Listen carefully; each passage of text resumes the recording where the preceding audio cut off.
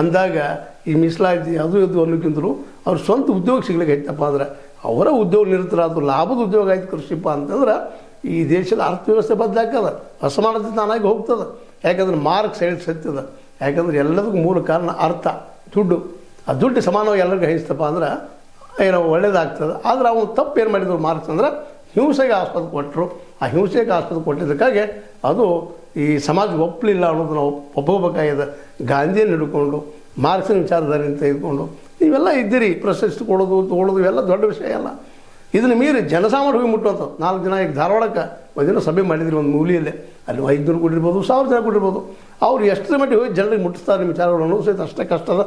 ಅದು ನೋಡಿರಿ, ದೊಡ್ಡ ದೊಡ್ಡ ಪತ್ರಿಕೆಗಳಲ್ಲಿ ಒಂದು ಮೂಲೆ ಕೊಟ್ಬಿಟ್ಟಿದ್ದಾರೆ. ನಿಮ್ಗೆ ಬಂದಿದ್ರಿ, ಮಾತಾಡ್ರಿ, ಪರಿಸ್ಥಿತಿ ಹೋದ್ರಿ, ಎಷ್ಟೇ ವಿಚಾರ. ಇದು ಪ್ರತಿಯೊಬ್ಬರಿಗೆ ತಿಳಿಬೇಕಾಗಿದೆ, ಇವತ್ತು ಭಾಳ ಅವಶ್ಯದ. ಅದಕ್ಕಾಗಿ ನೀವು ಹೊಸ ಸಂಘಟನೆಯನ್ನು ಮಾಡಿರಿ, ಇನ್ನೊಮ್ಮೆ ಕಟ್ಟಿರಿ ಅದನ್ನು ನೋಡಿರಿ. ನಡೆಯೋನೇ ಇಡತಾನೆ, ಕುಂತಾವಲ್ಲ, ಅವ್ಗೆ ಹಾರ್ಟ್ ಅಟ್ಯಾಕ್ ಆಗ್ಬೇಕು ಕಷ್ಟ. ಅದಕ್ಕೆ ದೇಶಕ್ಕೆ ಹಾರ್ಟ್ ಅಟ್ಯಾಕ್ ಆಗ್ಯದ, ಅದನ್ನು ಎಚ್ಚರಿಸ್ಬೇಕಾಗ್ಯದ.